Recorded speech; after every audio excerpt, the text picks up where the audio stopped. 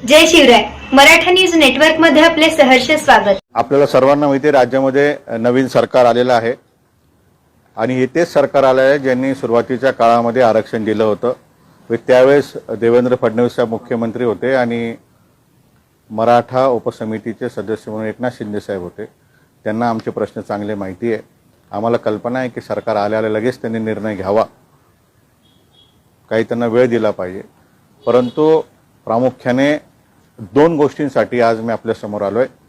एक की मराठा आरक्षण माननीय सुप्रीम कोर्टामध्ये स्थगित झाल्यानंतर कोणकोणत्या गोष्टी करणं अपेक्षित होतं ते दुर्दैवाने मागच्या 2 वर्षामध्ये महाविकास आघाडी सरकारच्या वतीने करण्यात आल्या नाही. त्या दोन गोष्टी तात्काळ राज्य सरकारने कराव्या व आरक्षण मिळेपर्यंत हातात असलेल्या गोष्टी ह्या राज्य सरकारने तात्काळ आम्हाला द्याव्या. तर प्रामुख्याने आपल्याला सांगतो की आरक्षण तुम्हीच दिले, तुम्हीच ते टिकवा अशी मागणी आज मराठा तरुणांची आहे. माननीय सुप्रीम कोर्टाने मराठा आरक्षण स्थगित केल्यानंतर, रद्द केल्यानंतर ज्या काही फाइंडिंग दिल्या होत्या त्या फाइंडिंग आजही अस्तित्वात आहेत. ते प्रश्न तसेच पेंडिंग आहे.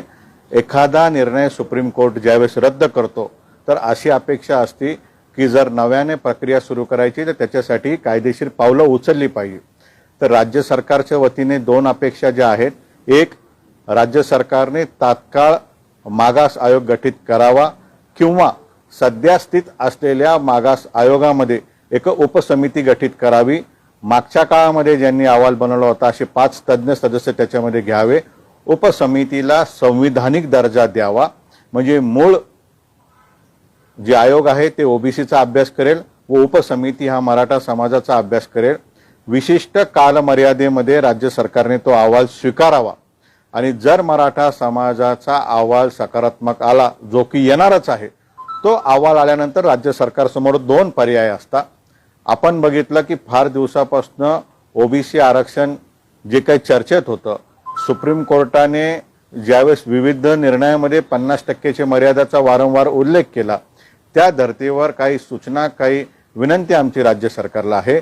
जी विनंती म्हणजे एससी रिझर्वेशन, एसटी रिझर्वेशन हे जसं कंपल्सरी आहे आणि परवा जो काही भांटी आयोग आला आणि भांटी आयोगाने जे काही आकडेवारी त्या ठिकाणी समोर दिली, त्यांनी सांगितलं की ओबीसी समाजाचं प्रतिनिधित्व किंवा संख्या ही 37% आहे. 37%चे 50% पकडलं तर 18.5% होतं आणि 13 आणि 7 एसटी एससी रिझर्वेशन जर पकडलं तर 38.5% होतं. 50%च्या मर्यादाचा विषय जर समोर आला तर या 38.5 दिल्यानंतर 12% शिल्लक राज्य सरकारच्या हातात आहे. तर राज्य सरकारने ठरवलं, अहवाल सकारात्मक आला तर मराठा समाजाला ओबीसी मध्ये स्वतंत्र प्रवर्ग करून किंवा एक वेगळी कॅटेगरी करून मराठा समाजाला 50%च्या आत सामावून घेता येईल. मी पुन्हा एकदा सांगतो, मराठा समाजाची एकच भूमिका होती, कुठल्याही ओबीसी आरक्षणाला धक्का न लागता आम्हाला आमचं हक्काचं आरक्षण द्या. मागचा इतिहास बघितला तर मराठा समाज मागासलेला आहे, हे सिद्ध झालेलं आहे. राज्यात असलेलं आरक्षण ईडब्ल्यूएस सोडून, कारण ईडब्ल्यूएस आरक्षण हे जाती न्याय नाहीये, ईडब्ल्यूएस आरक्षण हे वेगळी कॅटेगरी आहे आणि ईडब्ल्यूएस आरक्षण हे 5 न्यायमूर्तींकडे प्रलंबित आहे. त्याचा जो निर्णय लागेल तो लागेल. 50%च्या आत देण्याचा अधिकार राज्य सरकारला आहे. दुसरा एक पर्याय राज्य सरकार समोर आहे. हा अहवाल सकारात्मक आल्यानंतर माननीय सुप्रीम कोर्टामध्ये रिव्ह्यू पिटिशन त्या ठिकाणी पेंडिंग आहे. त्याच्यामध्ये जर व्यवस्थितरित्या राज्य सरकारने बाजू मांडली तर निश्चित रिव्ह्यू पिटिशनमध्ये सुद्धा मिळालेलं 12% आरक्षण हे टिकू शकतं. असे 2 पर्याय आज राज्य सरकार समोर आहे. त्याचबरोबरीने राज्य सरकारच्या हातात ज्या काही गोष्टी आहे, आमची एक मागणी राहील की मराठा आरक्षणाचा निर्णय लागेपर्यंत KG to PG आरक्षण सर्व खासगी संस्थांमध्ये, सर्व अनुदानित शाळांमध्ये, महाविद्यालयामध्ये राज्य सरकारने ते फीसचा बोजा उचलावा. सध्याची परिस्थिती, आता फी भरण्याची परिस्थिती ऐपत कोणाची राहिलेली नाही, त्यामुळे मोफत शिक्षणाची मागणी देखील आम्ही या ठिकाणी करतो. त्याचबरोबरीने अण्णासाहेब पाटील आर्थिक विकास महामंडळ याचे अध्यक्ष व संचालक तात्काळ जाहीर करावे. किमान 500 कोटी रुपये राज्य सरकारने द्यावे. आम्हाला कुठलाही प्रांतवाद करायचा नाही, परंतु बहुतेक याच्यामध्ये प्रबंधक, मॅनेजर हे इतर राज्यातले आहेत, त्यांना मराठा तरुणांच्या व्यथा माहीत नाही. त्यामुळे प्रत्येक जिल्हाधिकाऱ्यांना तात्काळ सूचना करून सर्व लीड बँकेच्या बैठका घेऊन प्रत्येक राष्ट्रीयकृत बँकेंना टार्गेट देण्यात यावं। तसंच जिल्हा मध्यवर्ती सहकारी बँका राज्यामध्ये जिथे जिथे सक्षम आहे त्या ठिकाणी प्राधान्य देऊन गाव पातळीवर किमान प्रत्येक आठवड्याला 25 युवकांना रोजगार देण्यात यावा। तसंच खानदेशामध्ये उत्तर महाराष्ट्रामध्ये मराठवाड्यामध्ये काही पतसंस्था सक्षम आहेत अशा पतसंस्थांचा समावेश देखील राज्य सरकारने अण्णासाहेब पाटील महामंडळामध्ये करावा। त्याचबरोबरीने सारथी संस्थेचे अध्यक्ष व संचालक जाहीर करावे। सारथी संस्थेमध्ये विशिष्ट निधीचे आग्रह आमचा नाही, किमान 3 लाख विद्यार्थ्यांचं प्रत्येक वर्षी उद्दिष्ट राज्य सरकारने जाहीर करावं। मला कुठलाही वाद या ठिकाणी करायचा नाही, परंतु ज्या काही अस्तित्वात असलेल्या संस्था आहे, उदाहरण मग इतर संस्था असेल त्याच्यामध्ये 1500 2-2 हजार विद्यार्थ्यांना प्रत्येक वर्ष UPSC व MPSC साठी प्रोत्साहन दिलं जातं, परंतु सारथीमध्ये 500 पेक्षा कमी विद्यार्थ्यांना दिलं जातं। विद्यापीठाने इलिजिबिलिटी दिल्यानंतर 1-1 वर्षानंतर पैसे दिले जातात। विद्यार्थ्यांना आंदोलन करावी लागतात अभ्यास सोडून, तर तसं न होता तात्काळ ते करण्यात यावं। तिसरी मागणी आमची अशी आहे की सर्व खाजगी संस्थांचा मॅनेजमेंट कोटा तात्काळ राज्य सरकारने स्वतःकडे घ्यावा व गरजू विद्यार्थ्यांना मेरिट प्रमाणे तो वितरित करावा। मराठा समाजाची वसतिगृहाची घोषणा फार वर्षापासून होतीये, परंतु वसतिगृह बोटावर मोजण्या इतके सुरू झालेली आहे, तर ते वसतिगृह तात्काळ सुरू करण्यात यावे अशी सर्व मागणी आम्ही राज्य सरकारला करत आहोत आणि लवकरच राज्य सरकारला भेटून अशा प्रकारचं आम्ही निवेदन देणार आहोत। या पुढच्या आठवड्यामध्ये शिष्टमंडळ घेऊन आम्ही राज्य सरकारला भेटणार आहोत आणि राज्य सरकारला हे जे काही दोन्ही पर्याय आहेत हे दोन्ही आम्ही राज्य सरकारला सांगणार आहोत आणि 2च पर्याय आहे। त्याचबरोबरीने 2014 पासून तर आजपर्यंत वेगवेगळ्या पद्धतीने आरक्षणामध्ये जाहिराती काढण्यात आल्या। आज फार दुर्दैवी गोष्ट आहे की एका जागेवर 2 विद्यार्थी क्लेम करताय, EWSचे विद्यार्थी क्लेम करताय, मराठा रिझर्वेशनचे विद्यार्थी क्लेम करताय, दोन्ही विद्यार्थी एकमेकांसमोर न्यायालयामध्ये लढताय। तर ही सर्व भानगड बंद करायची असेल तर आधी संख्या पदनिर्मिती म्हणजे सुपरन्युमरी पद्धतीने राज्य सरकारने कॅबिनेटने हा डिसिजन घ्यावा। मागच्या सरकारने जाता जाता चुकीचा निर्णय घेतला की याला विधेयक मांडायचं, विधानसभेने परवानगी द्यायची, हे काहीही करण्याची गरज नाही। एकटे मुख्यमंत्री आणि उपमुख्यमंत्री सक्षम असता।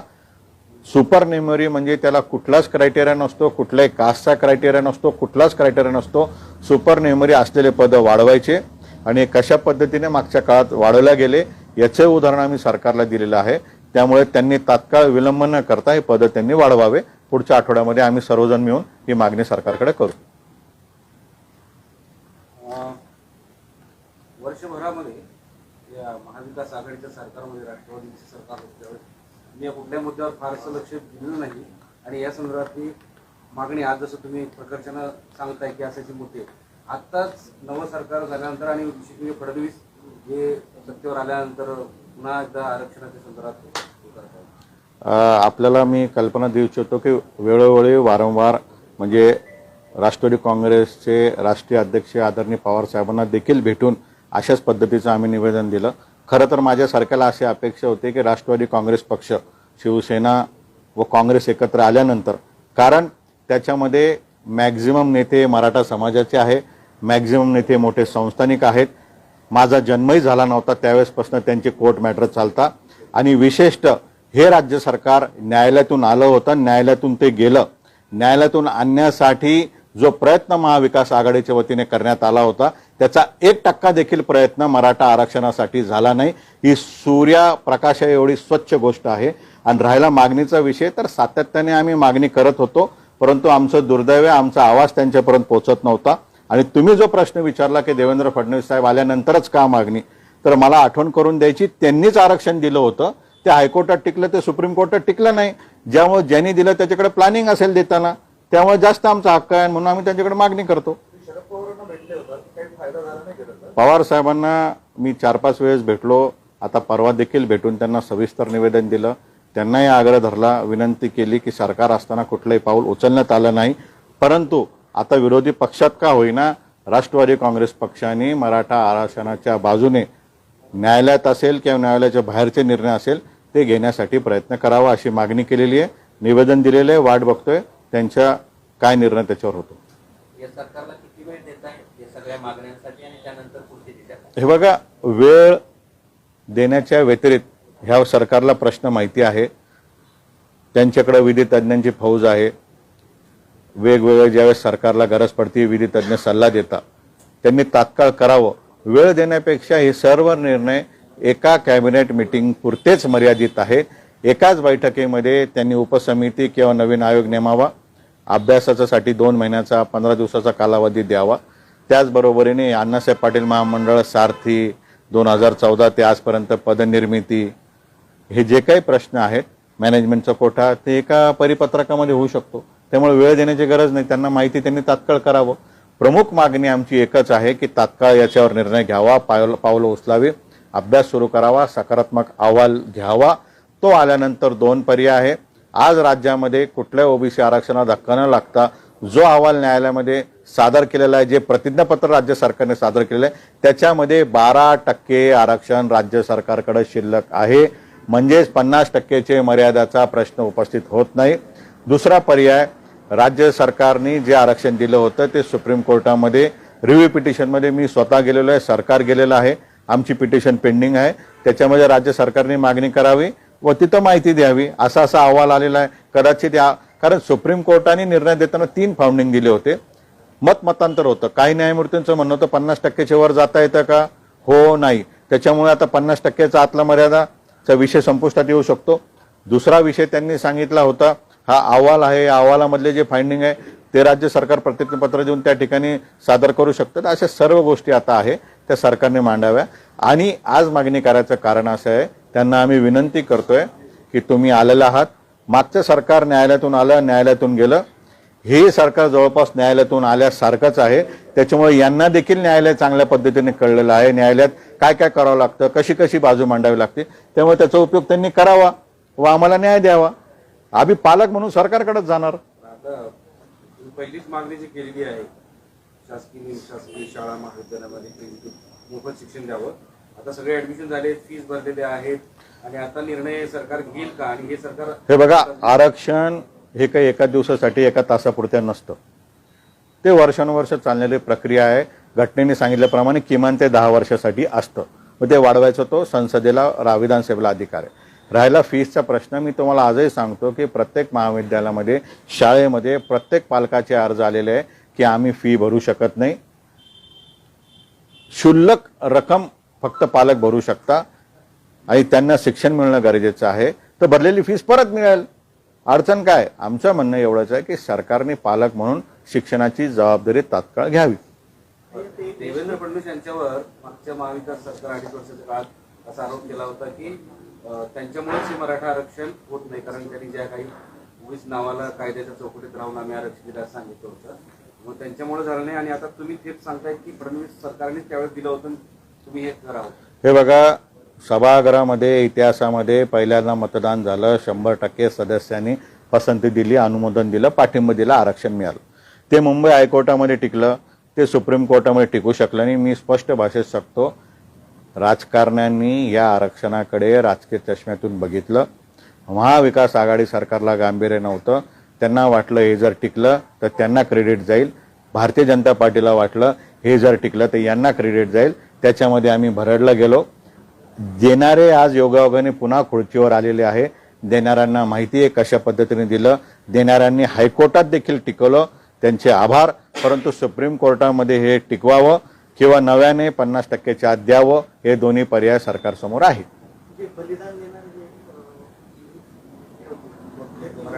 त्यांना सरकारी नोकरी देणार होते, एसटी मध्ये काही प्रलंबित होतं, त्यांचे काय झालं?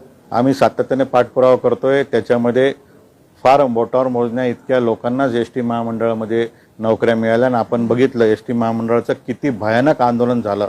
ते पगार परवडत नाही म्हणून. ती पण मागणी आमची सरकार दरबारी आहे की त्यांना इतर महामंडळामध्ये सिडको सारखे असेल, MIDC असेल, सक्षम महामंडळामध्ये त्यांना वर्ग करून घ्यावं व राहिलेल्यांना नियुक्ती द्यावी, ही मागणी आमची आहेच.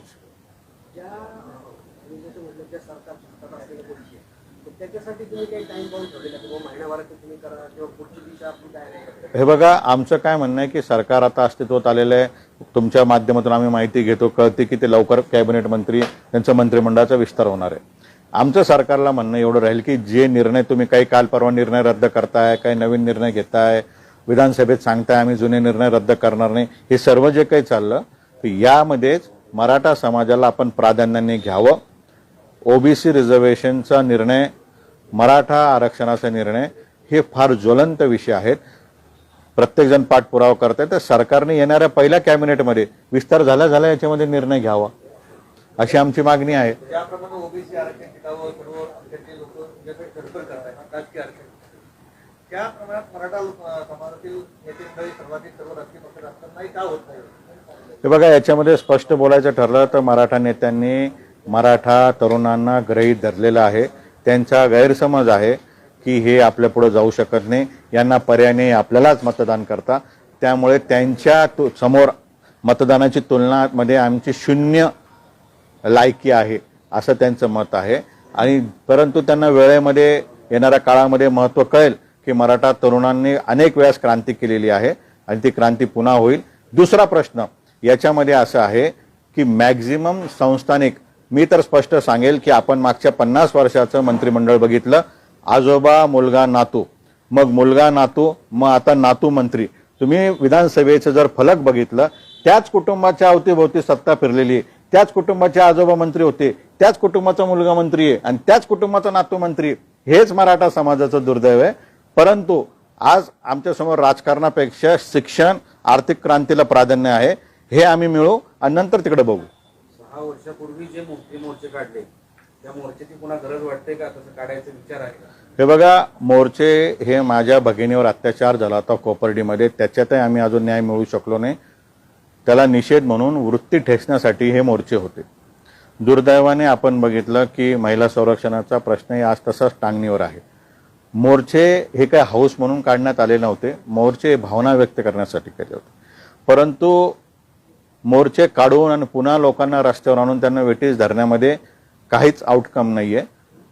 न्यायालयीन प्रक्रियेमध्ये भाग घेऊन व राज्य सरकारवर मागणीद्वारे दबाव निर्मिती करूनच आम्हाला न्याय मिळेल. आणि गरज पडली, हे नाही झालं तर अजून भरपूर आमच्याकडे पर्याय, ते एक एक पर्याय आम्ही निवडू. आमचं सांगणं एवढंच आहे की तुम्ही आलात, तुम्ही काही नवीन नाहीये, देणारे तुम्हीच होता, टिकवणारे तुम्हीच राहा. निश्चित आम्ही तुमचं अभिनंदन करू. फडणवीस यांच्यावर विश्वास वाटतो का? बघा, मागचे सरकार विश्वास होता, त्याच्या मागचे सरकार विश्वास होता. आमच्याकडे दुसरा पर्याय नाही, जो चेअरवर बसतो त्यालाच मागणी करायची आहे. एकनाथ शिंदे साहेब मागच्या वेळेस या प्रक्रियेमध्ये होते, आता योगायोगाने ते मुख्यमंत्री झाले, त्यामुळे त्यांनी टिकवावं. उपसमितीच्या संदर्भात मागच्या 2.5 वर्षामध्ये बरेच वाद झाले होते. अशोक चव्हाण यांना हटवावं अशा अनेक संघटनांची मागणी होती. आता काय उपसमितीवर कोण असावं असं वाटतं? जो वेळ देईल, ज्याला प्रश्नाचं गांभीर्य आहे, जो स्वतःच्या व्यापातून वेळ काढू शकतो, ज्याची निर्णय घ्यायची मानसिकता आहे, अशाच व्यक्तींची निवड राज्य सरकारने करावी, ही तर आमची आग्रहाची विनंती आहे. मंत्रीच असावा का कुठलाही नाही, व्यक्ती? ती समिती जी असते ती विधिमंडळामधील असलेल्या मंत्र्यांची समिती आहे, त्याच्यामध्ये मंत्रीच लागेल ना, बाहेरच्या माणसाच काय संबंध आला? निर्णय मंत्रिमंडळ घेणार, निर्णय विधिमंडळ घेणार, तर त्यांचाच सदस्य लागेल. फक्त तो वैचारिक सक्षम असावा. तो सक्षम आहे म्हणून मंत्री आहे, परंतु वैचारिक पातळी त्यांची मराठा समाजाच्या तरुणांच्या बाजूने असावी, असाच माणूस त्यांनी द्यावा. कोण असावं असं तुमचं काही कोणी असावं, कोण एकनाथ शिंदे यांच्या नावावर बऱ्याच जणांचं मत होतं किंवा त्यांना करावं म्हणून. आता कोण आहे? हे बघा, मी परत सांगतो, मागच्या 7.5 वर्षामध्ये मराठा समाजाकडे मुख्यमंत्री पद नव्हतं. मराठा तरुणांनी असं सांगितलं का शरद पवार साहेबांना जाऊन की तुम्ही मराठा मुख्यमंत्री द्या किंवा एकनाथ शिंदे साहेबांसारखा मराठा मुख्यमंत्री करा? नाही, कारण राजकारणाचा आमचा संबंध नाही. आमचा संबंध शैक्षणिक क्रांती व आर्थिक क्रांतीचा आहे. आम्हाला पायावर उभं राहायचंय. त्याच्यामुळे जे कोण मंत्री होतील या 288 सदस्यापैकी, त्यामध्ये जे सक्षम असेल, ज्यांचा वेळ द्यायची तयारी असेल, जे सर्व प्रक्रिया पार पडू शकतात, ज्यांची इच्छा असेल खालेला समाज वर आणायचा, मागासलेला पुढे आणायचा, अशालाच त्यांनी सरकारने करावं. ताज्या बातम्यांसाठी मराठा न्यूजला सबस्क्राईब करा आणि बेल आयकॉन प्रेस करा.